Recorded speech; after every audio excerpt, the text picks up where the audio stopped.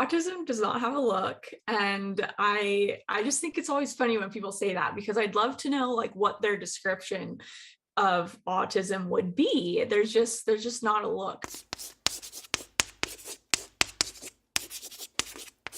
Hey everyone, my name is Kerry Margo, a professional speaker and author. I have autism and also dysgraphia, and I'm really excited to be here with a very special guest. Her name is Olivia Hops. She is a 25-year-old autistic entrepreneur from San Diego, California. We're going to deep dive into some of the things that she's currently doing today for a podcast called Stories from the Spectrum: Content by and for a neurodiverse world. Olivia, thanks so much for joining us today.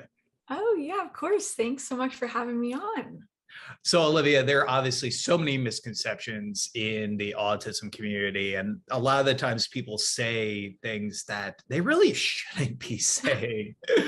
Oh well, you must be really high functioning, like, oh, you don't look it, and then so you must be really high functioning, which is kind of a backhanded compliment in my opinion. I'm sure you agree, because they're basically saying, oh, okay, you have autism, but it must not be that bad. It must not affect you that badly, because you can appear so normal, even though they have no idea that we're masking and everything that we go through. So that's, the next one that can be, pretty irritating for sure. Another thing I'd say, number 3 would be, don't ask if we were vaccinated as a child. It's kind of a personal question. It's like, it's like, even regardless of autism, who is like brings that up, especially with COVID-19. It's like, we're not going, it's like, have you been vaccinated? Have you got the booster? Blah, blah, blah. Right. I know it's a medical question. It's personal, it's private. And obviously there's no research linking being vaccinated with having autism. I don't even know how that got started really. But yeah, it's just kind of silly and shows that they're very uneducated. And it's just like I always say, my mom says too, like, I came out how I am, like no external factor like changed me along the way. Yeah. So don't do that. Number 4, I'd say don't let's see, I'm trying to think of another bad one. Yeah, there's some crazy ones out there in their community. You hit 3 really good ones. I mean, Yes. Oh, go ahead. Oh, no. Another one is when they say like, oh, you must have been misdiagnosed. Like, you need a second opinion. Like, okay, you're not a doctor and you know nothing about me. Or if you do, it's just what I'm presenting to you on purpose, because I can mask so well. So yeah, those are definitely irritating ones. Do you have a 5th one that I've missed that is really bad? Yeah, I mean, you hit the nail on the head. I mean, I think all 4 of those, I mean, make a lot of sense. I think other than that, it's like the whole sense of like, oh, you have autism, but you look so normal. And I just think to myself, like, what is normal supposed to look like? What are we supposed to do with that conversation? Exactly.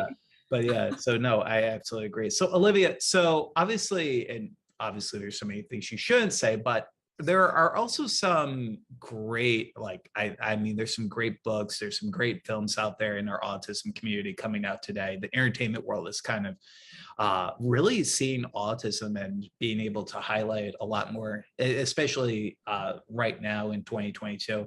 What are some of like your recommendations? What is something you're reading right now? Maybe like, tell me a little bit about that. Yeah, so when I first discovered that I may be autistic, the first thing I did was order a book called Asperger by Rudy Simone. Really awesome book. I really liked it. It was a very easy read. Olivia, who are some advocates you currently look up to in the community? Are there anyone that you're following on social media maybe? Tell me a little bit about that. Yeah, well, first and foremost, I follow you, and you're, of course, one of my favorite advocates. What you do is incredible, and I mean it. It's not just because you're interviewing me. I completely mean it. I love always getting to chat with you. You're so knowledgeable, and so you're awesome. So very much you. I also follow some YouTubers that I really like. I follow someone, I'm not even sure what her real name is. I mean, possibly, let's see. Her YouTube, it's really grown. It's one of the first YouTube channels that actually watched when I first thought that I may have autism. And she goes by the name, her name's Sam. Is Lumen. Her name's Sam. Yo Sam D Sam, and cool. She is British, but she lives in the Netherlands, I believe, and she's awesome. She's super valuable information and videos, and she does a lot about girls on the spectrum. Another YouTuber, the Aspie World, his name's Dan. He's super awesome, and he talks, he has, yes, he's awesome. So, and he has a lot of resources on girls too, which is awesome. And then somebody that I'd like to mention is a YouTuber, and unfortunately he passed away, and just in December. But I'd love to mention him because his videos were some of the first that I watched as well when I first discovered that I may be autistic, and he really inspired me to go down the diagnosis path and start my own YouTube. And his name was Indie Andy on YouTube, and he's from England as well. So his videos are still up and super resourceful and amazing. So I highly recommend checking him out. I kind of mentioned before we jumped on about girl autism. So talk a little bit about just like what you're hearing about in the community and why this is such a popular topic right now. Yeah, I think it's such a popular topic because finally more and more women and girls are getting diagnosed, and it's become a buzz topic because we're finally realizing, you know, what autism really looks like in girls, and like, oh, holy moly, we've really missed a lot of now grown women that grew up their whole lives and have lived their whole lives without knowing that they were autistic, how their brain works. And, you know, I get comments on my YouTube videos all the time from people, or women specifically, of all ages, getting diagnosed in their 60s or 70s, 80s. And it's like, that's so awesome. But it's also really frustrating and sad because these women had to live their whole lives without knowing. And so I just think there needs to be more and more research done on girls, and get, you know, doctors and specialists better educated on what autism in girls looks like, so that one, more and more women can figure themselves out like I did at 24, and two, so that younger girls can get diagnosed when they're children, so they don't have to go through all the trauma and unknowing while growing up unknowingly autistic. Yeah. So Olivia, tell us how we can learn more about you after we jump off today. What are the social media channels we should follow? And you just tell us a little bit about that. Yeah, so I'd love for you to check out my YouTube channel, which is just under my name, Olivia Hops. You can follow me on Instagram at Olivia Hops, and you can check out my website, which is oliviahops.org. And on that website, you can purchase my cookie dough business course I was talking about, and just learn a little bit more about how to be an entrepreneur as an autistic adult.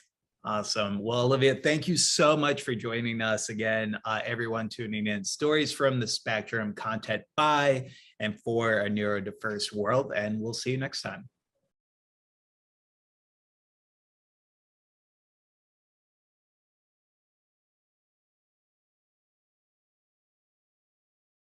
When I was a kid, it seemed like everything I did was something that no one quite understood. I'm a grown man now, but I still feel somehow. Sometimes it seems my efforts are no good, 'cause I act as goofy as I did back then. But I know there are concepts I comprehend that are too complex for the average mind. And that is why sometimes I find I need some way to identify who I am. Asperger's, it's a funny sounding word. Asperger's, it might seem absurd. Asperger's, and from what I've heard, it might mean that I'm a nerd, but I live with it, and that's the way I always wanted to be. Sometimes I'm kinda shy, other times I'm a talkative guy. Oh, you never know what you're gonna get.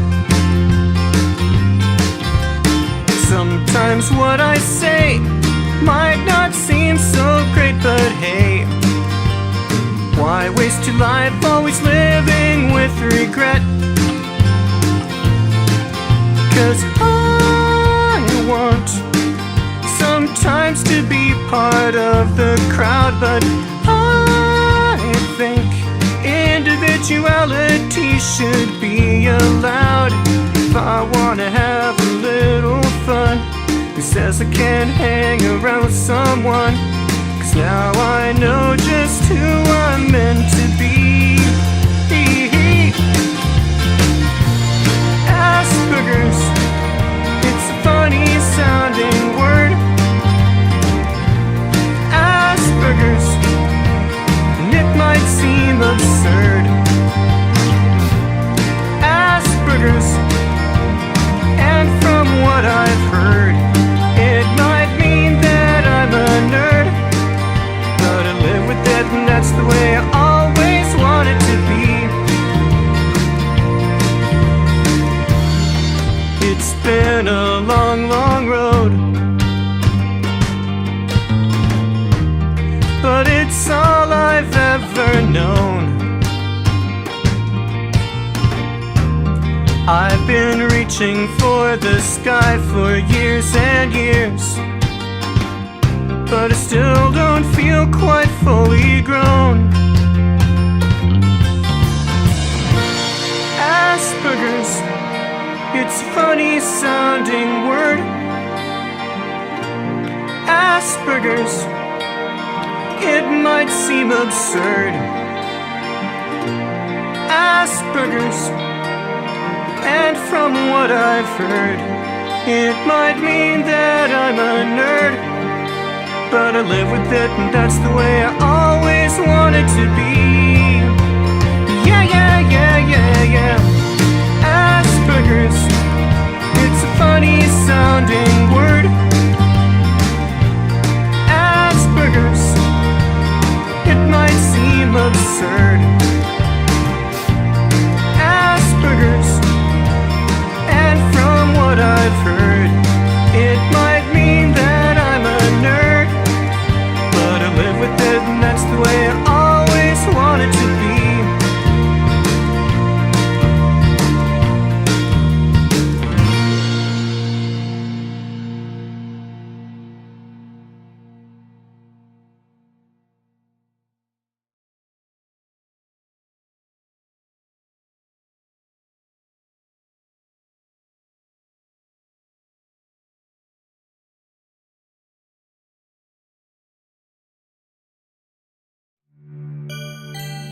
Dani-Mation.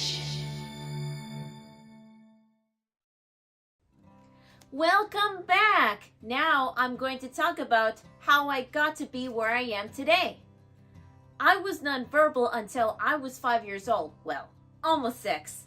At that time, all I did was repeat words and sounds. It is called echolalia. My family now jokes that I started speaking at 6 and haven't shut up ever since. As a child, my mom figured out on her own that I had autism by reading tons of books because the internet was just getting started at that time.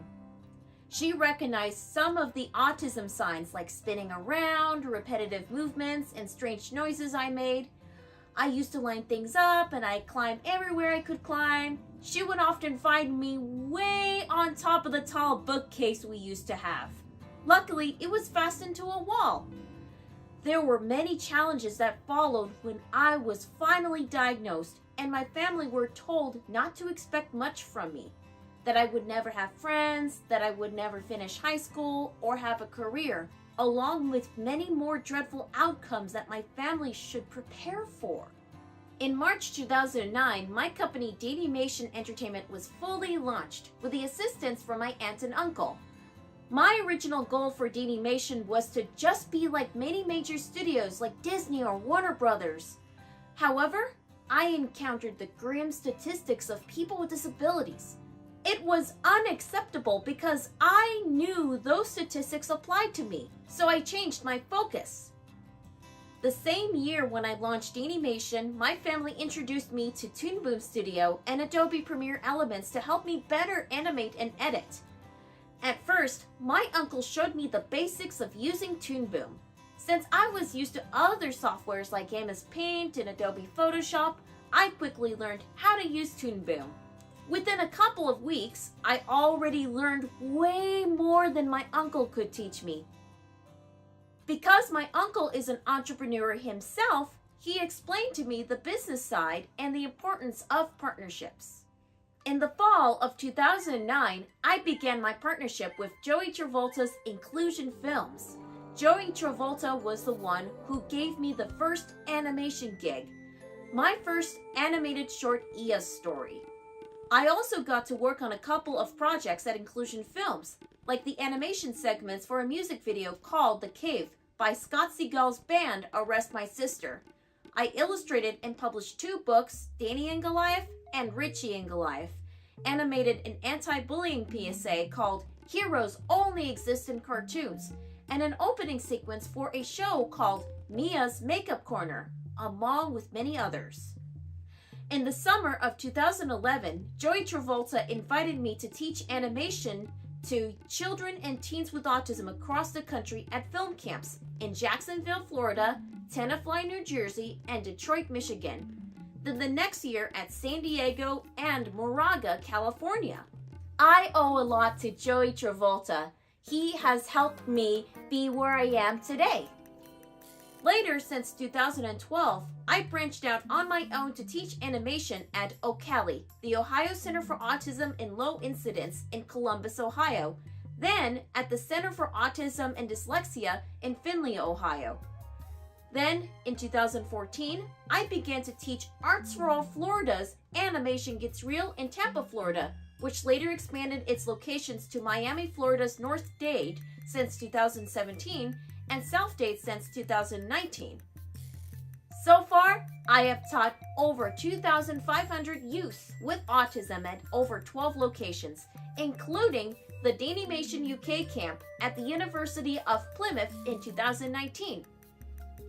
It was right before the pandemic began in 2020, where I quickly had to transition from teaching animation in person to online. Today, we are providing free weekly classes and one-on-one sessions on Zoom for transitioning youth with different abilities, including autism. This year in 2022, we are finally bringing back in-person animation summer camps. I also spoke and keynoted at autism events like the Fred Conference, the National APSI Conference, and OCALICon in 2014, Temple Grandin and Friends at Club Nokia, and the Oklahoma Statewide Autism Conference in 2015, the Alaska Autism Resource Center Roadshow in 2016 and in 2017, the Autism and the Arts Conference at Damon College in 2017, and most recently, ABC of North Carolina's Gourmet Lunchbox Luncheon in 2021, just to name a few. In addition to teaching animation and public speaking, so far I've illustrated and published 6 books and produced a total of 13 short films, 10 of them that premiered at San Diego Comic-Con, including the Easter Seals Disability Film Challenge Editor Award-winning short, The Home Office. How did I get my students to be part of the challenges like Easter Seals? Some are from my summer animation camps and others are from my one-on-one sessions. First, I examine the student's strength, provide the classes that will improve their biggest strength, and see if they're capable of animating a 1-minute short film. Once we find or develop the student's strength, we put students into animation challenges, teaching them the importance of teamwork and deadlines. After we won for Best Editor, the Disability Film Challenge has opened so many opportunities. One is an invitation to submit via Film Freeway our film The Home Office to the Marvels of Media Awards at the Museum of the Moving Image. And we were selected! That's how I got this film to be shown at the Museum of the Moving Image's Marvels of Media exhibit. This year, my team of 18 people, including my students at Dani-Mation, entered the 2022 Easter Seals Disability Film Challenge in the theme of superheroes. This film is called Super Nachos Supreme. It is about two guys about to embark on another chill night of gaming and grubbing on the couch after they ate those weird gas station nachos that grant them superpowers. The boys suit up and set out to save the day their way. But when they try to do good, they're so bad at it. You can see it at the Easter Seals Disability Film Challenge YouTube channel, Instagram, and Facebook, and it's coming to film festivals near you. Fast forward today, I've overcame many obstacles to earn my BFA in animation and an MBA in Global Strategy and Leadership in 2020 from Woodbury University. Now I am striving to get my PhD in Positive Developmental Psychology, focusing on autism with a thesis on how my animation company made a positive impact to the autism community. One last thing to say. Remember, push yourself because no one is going to do it for you. However, that does not mean you cannot get help and assistance from others. Nobody does it alone. Get a strong team behind you of people that really believe in you and your mission. Go to many events and conferences to help you build your passion. And don't listen to the naysayers. If they say you cannot do this or you cannot do that, just look straight at them and say, "Yes, I can and I will. Just watch me." So my advice to all of you, if you don't have a passion, find one. And it's okay to ask for help. Remember, anything is possible. If I can convert my passion into a career, so can you. For more information about our animation workshops and one-on-one sessions, ignite the magic with us at Dani-Mation-Entertainment.com or follow us on our social media.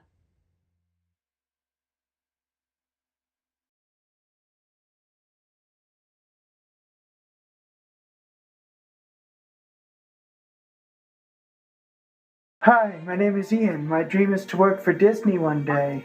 I like being creative through theater and animation. I want to be married someday, find true love, and just be happy in life. But this year, times have been tough. Because of that, I want to tell stories to help make people happy and help them stay positive. What's that? I walk to the door, and there's a postman. Not the normal postman, but a different postman. He says, "Are you Ian? I have a special delivery for you. Here you go, sir." And he hands me a letter. "I think things are going to look up for you soon," he says, and winks. The envelope reads, "Your happiness awaits." I open up the envelope and out drops a beautiful stylus. As I hold it, I feel ideas beginning to flow through me. I start drawing, and once I've started, I can't stop. My stories begin to come to life and inspire me. This is what makes me happy. Watch out, world. Here comes happiness.